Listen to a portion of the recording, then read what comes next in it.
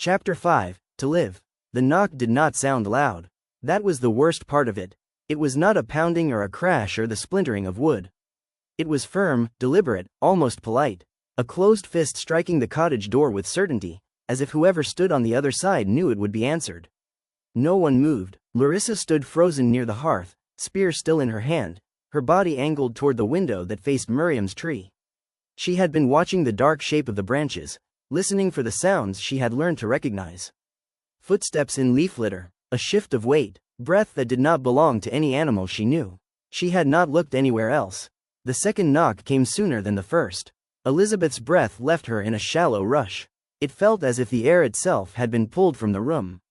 Her hands clenched into fists at her sides, nails biting into her palms. This had never happened, not once. Even when new girls arrived, they never came like this. They wandered into the meadow in daylight, confused and hollow-eyed. Or they were found collapsed in winter snow, barely breathing, carried back by hands numb with cold. No one knocked. This cottage was all of theirs. It had never belonged to anyone else. Gita's heart hammered so loudly she was certain the others could hear it. She tried to remember the sound of a knock, tried to summon some memory of doors and rooms and before, but her mind offered nothing. Only this place, only the meadow, only the woods that pressed close on every side. A third knock followed, sharper now, more urgent. Elizabeth leaned toward Larissa, her voice barely a breath. "Is it Miriam?" Larissa did not answer. The dogs had not reacted. Night and day lay near the fire, their bodies heavy with sleep, ears slack. They did not lift their heads or so much as twitch. Only Trouble stirred. The smallest of them rose to his feet and trotted to the door, tail wagging, nose pressed eagerly against the wood. He whined softly and pawed once, as if greeting a long-lost friend. That made Gita's stomach twist. They began whispering at once, voices low and tight, words colliding and breaking apart before they could settle. Elizabeth said no, not now, not ever. Charlotte said they could not ignore someone in need. Larissa said nothing, her jaw set, her gaze flicking finally from Miriam's tree to the door she had never imagined would be tested. Another knock. Elizabeth raised her hand, and silence fell. "If they are alive in the morning," she whispered, "then we will deal with it. Not now, not in the dark." No one argued that. They moved together toward the window, careful not to cast their shadows across the glass. Elizabeth eased the shutter just enough to peer out. Two figures stood in the moonlight. They were women, young, very young. They wore yellow skirts, the color dulled by dirt, and white cloaks pulled tight around their shoulders. They were so alike it made Elizabeth's head ache. Human mirrors, dark honey skins streaked with grime, thick auburn curls tangled with twigs and mud. Their cheeks were hollow, their eyes too large in their faces. They were starving. Gita's chest tightened painfully. One of the girls stepped forward and knocked again, softer now. Pleading, "Please," she called, "please." Elizabeth closed the shutter. Gita felt something inside her crack. Not break, crack. A fine, dangerous fracture spreading outward. She swallowed hard. "We can send them to the den," she said quietly. "They will be warm. They will be safe for the night." Elizabeth looked at her sharply. "Safe enough," Gita amended. "Until morning." Larissa hesitated, then nodded once. "Tell them how to get there," she said. Quickly, Elizabeth opened the door just enough to speak through the narrow gap. Her voice was firm and distant, stripped of softness. "There is shelter nearby," she said. "Underground. Follow the stream until you reach the slope. You will see the trees. Go there. We will come in the morning." The girls began to cry. Relief broke through their terror in shuddering sobs.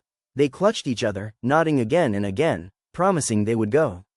Promising they would wait, promising they would not leave. They thanked them over and over as they turned away, stumbling toward the darkness. The door closed. None of them saw Miriam shift in her tree. From her vantage high above the meadow, she saw everything. She saw the two girls turn back once, just once, as if memorizing the cottage. She saw the shapes move behind them on the far side of the hill. 4 figures, tall and thin, keeping their distance. Patient. She did not shout. She did not warn them. She tied her rope tighter. All 6 figures disappeared into the earth. Smoke rose from the den before dawn. The morning was quiet, too quiet. Elizabeth led them toward the shelter with careful steps, each one measured. Charlotte carried a dish of fruit and cream, her hands trembling. Gita walked beside her, scanning the tree line, her muscles coiled tight. They did not speak. As they crested the rise, they saw them. 2 men stood outside the den. Tall, Gaunt. Their bodies seemed wrong somehow, stretched thin, as if starved of something more than food. Their beards were long and matted, dark with blood and mud. Their eyes were sunk deep into their faces, watching. Waiting. Charlotte dropped the dish. The bowl shattered against the stone, the sound sharp and final. The men's heads snapped toward them. They ran. Branches tore at their skirts as they fled. Elizabeth slammed the cottage door behind them and threw the bar across it just as something heavy struck the wood. Shutters were closed, weapons raised, hearts pounding. They did not look toward Miriam's tree. She was still there. She would not come down. The men circled the cottage, their footsteps slow, deliberate. They tested the door, pressed their weight against it, sniffed at the cracks. Then voices rose from the meadow. Women's voices. Calm, controlled. 3 women emerged from the trees, including the twins from the night before. They moved quickly to the men, speaking low, hands gentle but firm. The men resisted at first, snarling like cornered animals, but the women soothed them, drawing them back. An older woman approached the door alone. She stood straight, her posture proud despite the dirt that stained her clothes. "Please come out," she said. "We will not harm you." Charlotte fainted. Larissa dragged her back from the door as Gita caught her head before it struck the floor. Elizabeth stared at the wood as if she could see through it, her jaw clenched so tight it ached. Larissa opened the window just enough to shout, "What do you want?" The pause that followed stretched unbearably long. Then the woman answered, "To live." This concludes episode 5. Join us for more in the next video. Will the girls ever find peace? Will Miriam be safe in the tree? Would you have opened the door? Comment your answer below. Don't forget to like, share and subscribe for more diverse content.